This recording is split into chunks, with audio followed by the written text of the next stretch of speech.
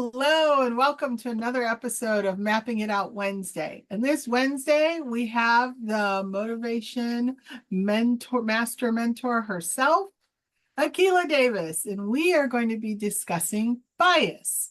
So, my first question, a very simple question, is Akila, what is bias? Bias is the shortcut that our brain creates so it doesn't have to make complicated decisions. Our brain is programmed or created, our brain is old. It's the 100,000-year-old brain, okay? And it uses about 20% of our body's energy when it's working. That's why if you're studying or doing some really focused work, you tend to get hungry. I know I do. So anyway, what the brain does is it creates these little shortcuts to help it to come to a conclusion. And that's where we have biases. And we have conscious bias and unconscious bias. And conscious biases are the ones we know and we accept in ourselves for whatever reasons. Sometimes somebody may call you out on it and explain their point of view, and you can change. What's dangerous is the unconscious bias. Now, a lot of people are probably wondering, well, what does that have to do with motivation? That was my next question. Well, because motivation is how should I put this? Because motivation lives in our subconscious, and it is the accumulation of all of our experiences, okay?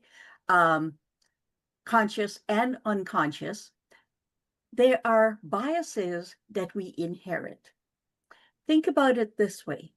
If your parents were biased about something, you grew up with that bias, you internalized it. It's not necessarily your bias. It was an inherited bias, and that could have been inherited from their parents. So those points of views, it's almost as if we have generational biases.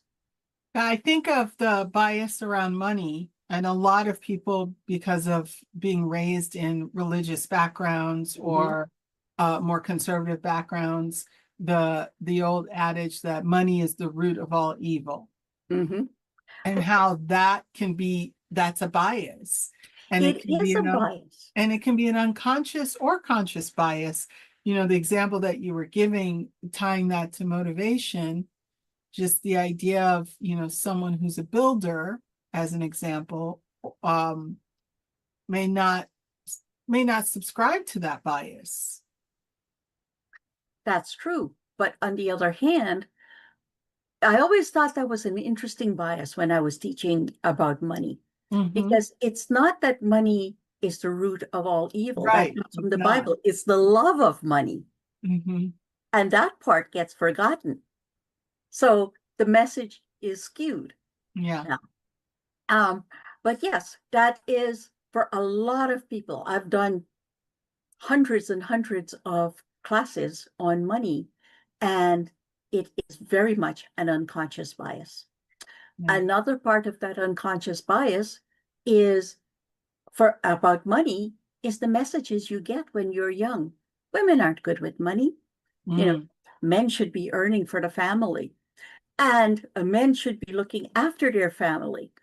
And all of these things that comes into your mind creates things that will impact you later in life. And because you don't know that you have these biases, how are you ever going to overcome them? So that's a great question. So how, Akila? it's by having discussions and by attending classes. And for a lot of people now, as ChatGPT. What are the typical biases a woman would have? You would be surprised. It'll come up with a list of questions. And you can say, okay, what were the messages I received when I was a kid? And that helps. My message, I remember at 16, my mom and dad going away on vacation. I had a brother who was 3, and I was looking after him and older sisters as well. I have two older sisters. But at 16, Daddy calls me in and he says, okay, if something happened to Mom and I on this vacation, here's what our financial situation is. I want you to make sure your brother has enough money to go to university. He was assuming that I was capable enough to handle that. Mhm. Okay. So that made me believe that I was capable enough to handle that because To Daddy handle wouldn't it. do that to me. So for me, handling money was something that I had no fear of. Mhm. Yeah. And I actually enjoyed it. I took tons of money courses and stuff. But so many women I know were given, and they would say to me, I'm not good at money. And I go, how do you know that? What have you ever done that showed you were not good at money? Well, this happened. Well, that doesn't necessarily mean you're not good at money. It means that there was something behind that decision you probably don't understand. Right. And it's interesting as you're saying that, it goes back to what you had said to us a few episodes back, probably more than a few episodes back, but really about self-awareness. That part of this is that once you have the awareness of a bias, Mhm. then you can actually work on it. Yes. It's something that you can improve or you can accept. Yeah. If you don't know what you don't know, how can you do something about it? Yeah, Yeah. absolutely. Yeah.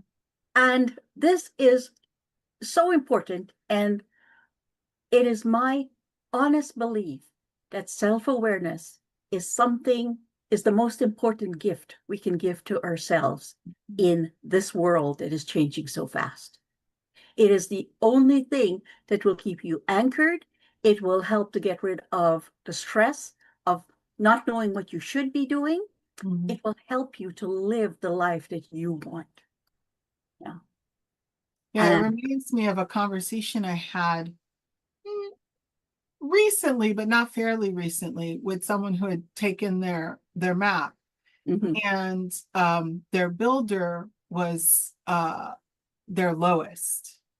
And their build not only was the builder the lowest in the 9 motivators, it was below 8 yeah. in terms of the number. And it was a very interesting conversation. And at the time, I really likened it to more of having that awareness of how they felt about money and about lifestyle. Mhm, And we had a really rich conversation. But as you and I are talking now, what strikes me is that on top of that conversation, and this was a woman, and she was mentioning her own bias around money and mhm. how people who have money are bad, right? Like she equated that. And so it's Yes. really interesting that, digging into that a little bit more would be really interesting in terms of, what created that bias for her. You know what? A lot of that comes from movies. Mm, Think of movies like It's a Wonderful Life. yeah. You know, the message from that one was this was one guy who was trying to save his town and his Yeah. bank, but the rich people were the bad people, the greedy, the grasping. Yeah. Think of how many monies that showed that scenario. Yeah. Yeah. That's a really good one. If people Yeah. are not aware, it's a Jimmy Stewart movie. It's a Christmas classic. I know Yes, it in is. my family, we watch it every Christmas. But it's a really good example of sort of the good guy who's George, which is Jimmy Mhm. Stewart's character, has no money, Yeah. right? He has no money. And then the bad guy owns the town. Town. Yeah. Like he's the bad guy and he owns the town, who actually was played by Barrymore, which was Yeah. the grandfather of Drew Barrymore. Drew Barrymore. Yes. Yeah. Just fun fact there. But especially movies in the 80s as well, as I think about different like Trading Places, um, There's There another was, popular movie. yeah, Trading Places had a Dan Aykroyd and I love that one. Yes. Eddie Murphy. Eddie But Murphy.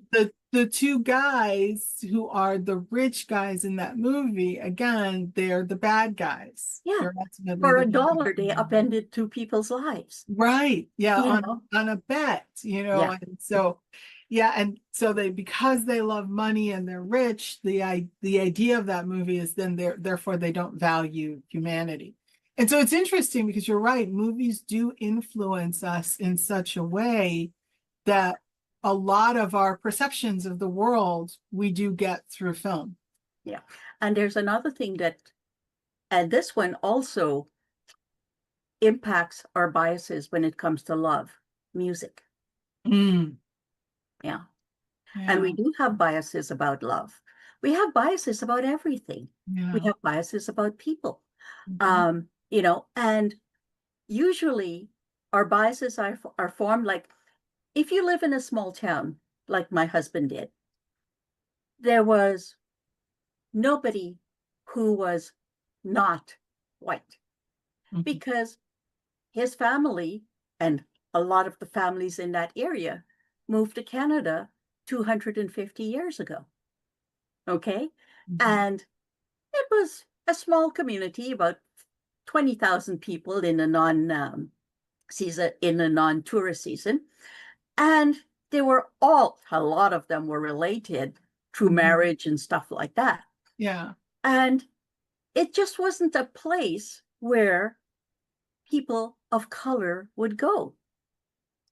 And when I showed up with Michael, I stuck out like a sore thumb. And his parents were wonderful, but they didn't know what to make of me. Mm. They didn't know. I remember his dad thinking that I would impact his son's career opportunities. And ooh, my father was upset with about that. And Michael says, I don't care what anybody says, you know. And then years later, I was happy, very happy when my father-in-law said to me, he said, you know what? I have to apologize for what I'd said back then because you're the best thing that ever happened to him. Oh, that's lovely. I know, but that bias had Hmm. no justification. It's just that I was different.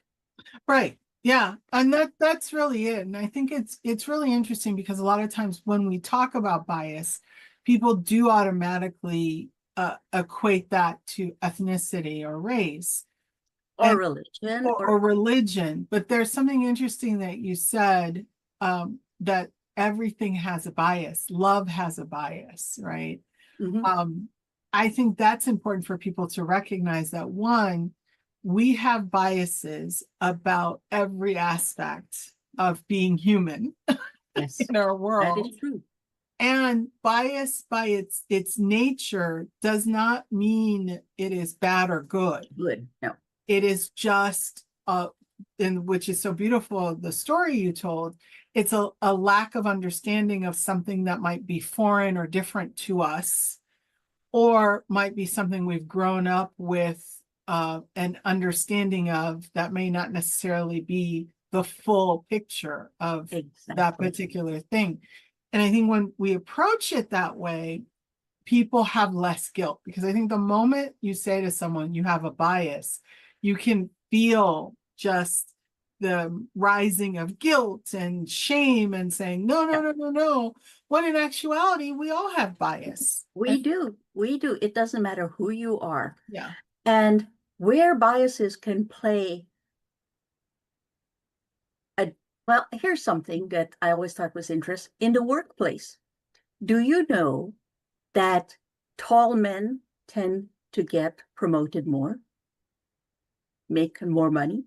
I did not know that, but at the same time, that statement doesn't surprise me.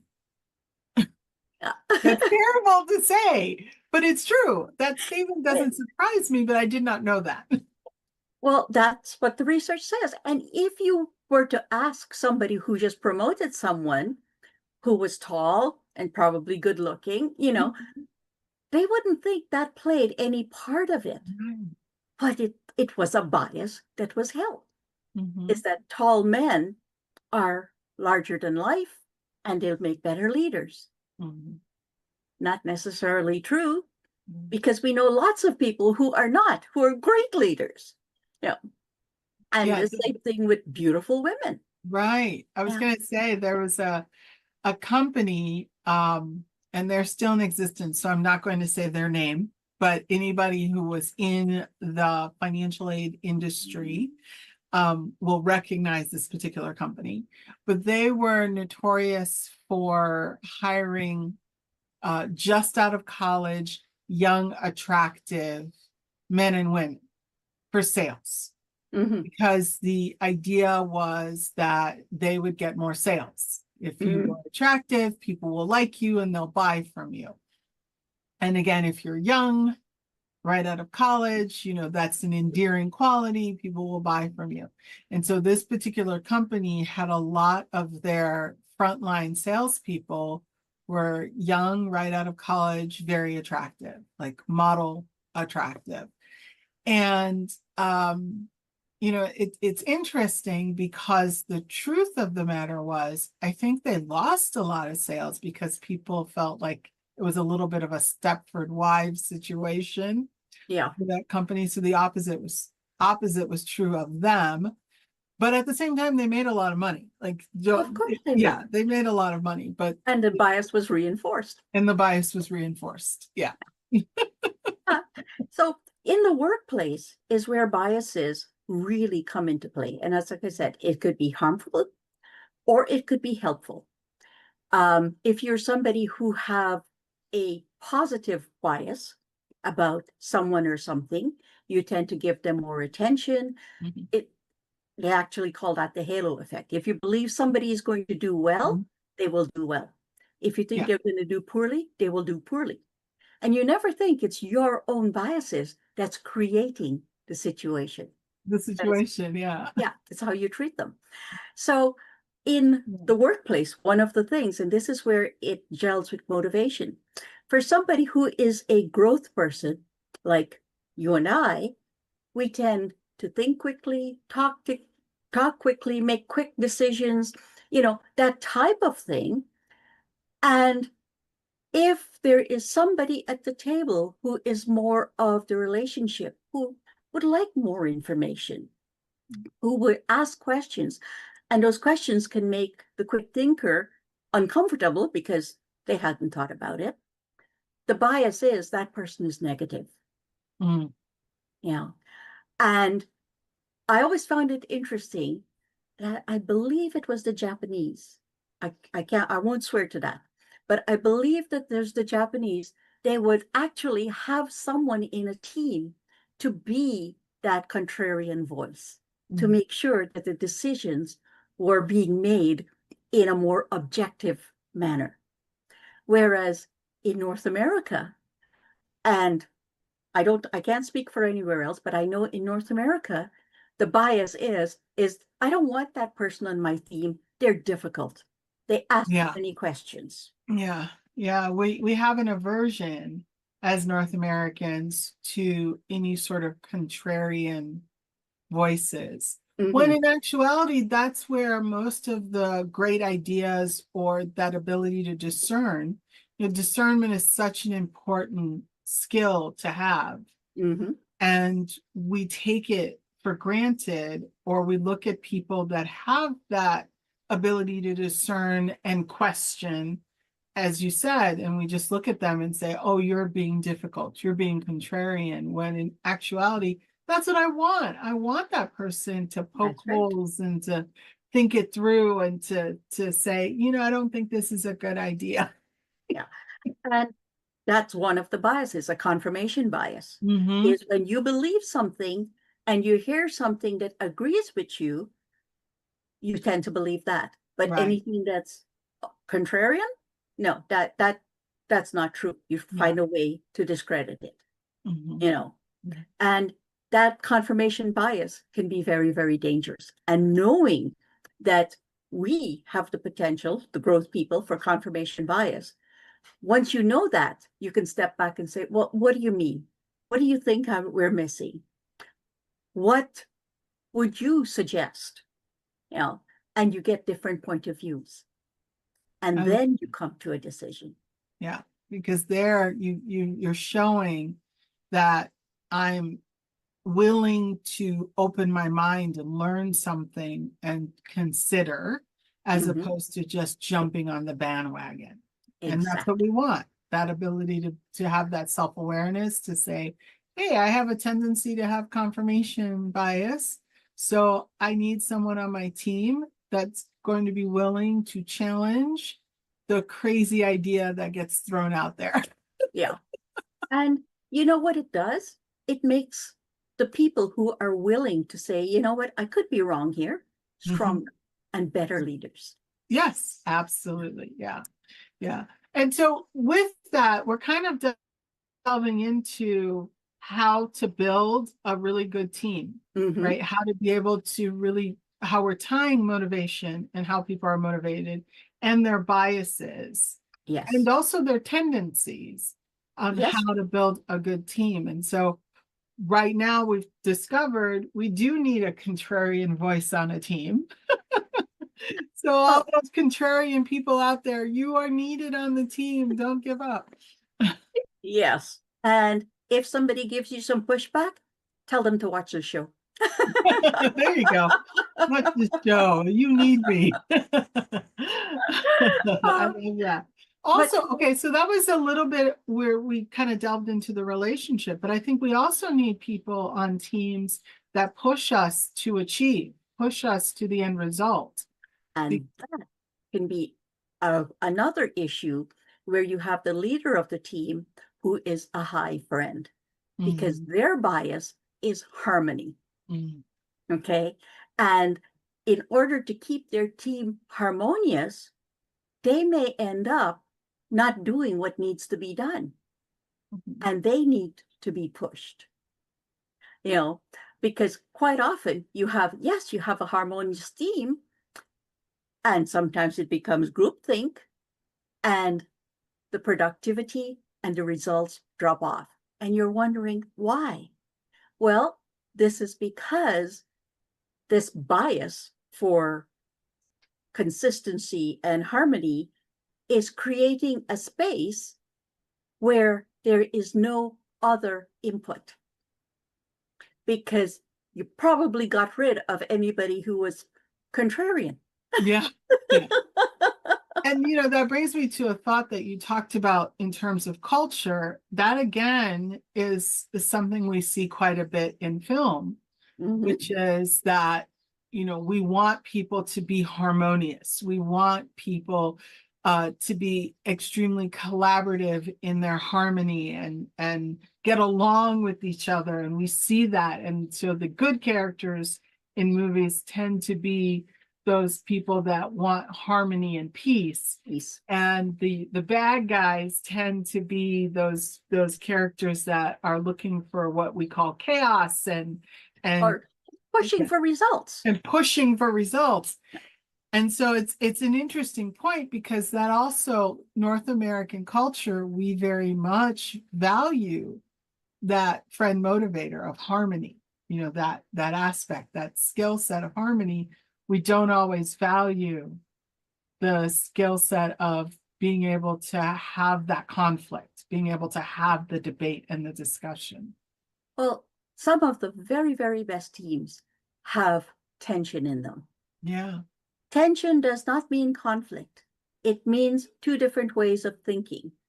And both people or the group could be very passionate about their point of views. They are all allowed to express it, shelving their biases. And one of the biggest ways you can shelve biases is understand what the biases are and Mhm. create a decision-making criteria for the team. So everybody is welcome. It's not just one person has something more than that. You have a decision-making criteria. And because of this, what I call creative tension, you tend to get much better results Yeah. and less situations where you are going into the contingency planning because you've thought about it before, you've thought about what could go wrong, and you have put things in place that you can recognize it and then fix it before you move on. Yeah. You So, bring up a really good point, is that we don't always know on teams how to make decisions together. You know, we may individually be great at making decisions, especially if you look at a leadership team. These might be people who are great at making decisions individually, but they don't know how to do it together. And I love the idea that you talk about that tension, that creative tension is not only warranted, it's needed, right? And then talk a little bit more about how motivation helps with decision making. well, knowing what the whole team, knowing how they're motivated, helps you to understand what their need is. And if everybody's needs are being fulfilled, then you can get, they will, if their needs are being fulfilled, they will accept what other people are saying without taking it personally. Okay. So if I need recognition and I say something and somebody else says, you know, that has a point, and I'd like to build on that, or I'd like to just explore this one portion of that, you know, that person have had the recognition, they don't feel left out, and their idea is on the table.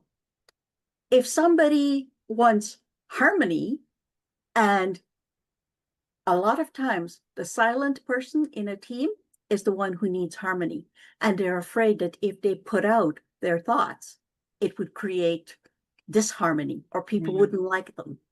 So part of that team's responsibility is to say, you know, Marie, what are you thinking about this? We value your opinion, and remember, nobody's going to take offense at what we're saying here. This is for a place of safety. And that's the important thing. You have to create that psychological safety in the team, that everybody feels safe. Yeah, I'm glad you brought up psychological safety, because I think that's one of the misnomers that people have when we talk about psychological safety, that it means that everything has to be harmonious. No. And that's not psychological safety to someone who doesn't value that sense of harmony, for example. So if you have someone that, you know, values quick thinking and discussion and debate, And honesty. and honesty, for them, it's not psychologically safe if everyone is in agreement with them and no one has a dissension, right? And so I think that's really important, because I think that has been a huge misnomer when we talk about the importance of psychological safety. People automatically assume that means that there needs to be harmony within the group to equal psychological safety. And what you're saying is that psychological safety is really about understanding how everyone is motivated, what motivates them, and making sure they have that, then they will be psychologically safe. And if you've got a bunch of seekers in the room, they're more interested in purpose, Well, in independence. Searchers, yeah. And independence. Yeah. And if then, you have creators, okay? And creators, Creators likes to be challenged. Yeah, absolutely. It makes them even more creative. Yeah, they're not looking for harmony. They're looking they're looking for the creative tension. Yeah. They need the creative tension. And so their frustration lies in everyone wanting to, you know, kumbaya, as they say. Yeah. So I think it's an important point, that an important distinction when we talk about psychological safety. So I'm glad you brought that up. Yeah.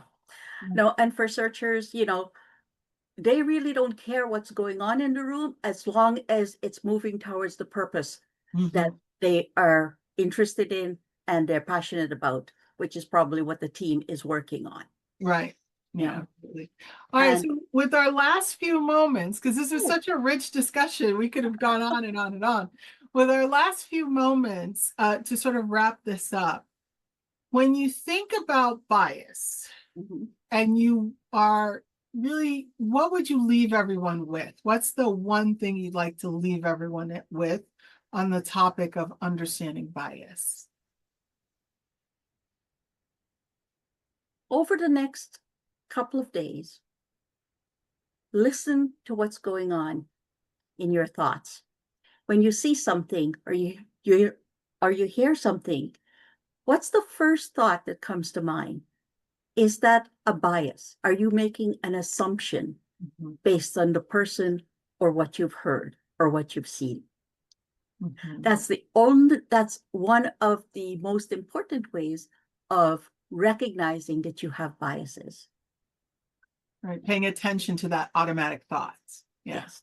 I love that. I love that. Well, as always, we have our raffle to get a free motivational map and a debrief and a coaching session with Akila. And from last week, we also offered an AI strategy, a 30-minute AI strategy session with you. I would like to extend that offer again for an AI strategy, because the winner from last week, which we will announce, the winner from last week was not so interested in the AI strategy, so we're going to move that to this week. So the Okay. winner from this week, if you are interested in an AI strategy, that's still on the table. How you feel about that, Akila? I feel great about it. And I also wanted to mention again that we do have classes coming up next month Mm, for managers, and we also have our certification classes starting. yes, So, absolutely. And we will make sure to post those dates and those classes for everyone. If you are interested, I'm telling you now, these are amazing classes that will really help you understand motivation as a manager, to really be able to understand your team, understand how they're motivated. More importantly, the self-awareness piece that is so key to be able to show up as a good leader. And then for those who are interested in the certification, the certification class is amazing. It is worth it. and that manager's class, what you're going to get there, as well as understanding the team, is really important to get in a productive team. But we're also going to show you how to make sure you're working on what's most important for your company so you're getting results. Yeah, absolutely. Yeah. Absolutely. And with that, I want to say thank you, Akila, for another wonderful Wednesday. And we will see you next Wednesday, same time, same location.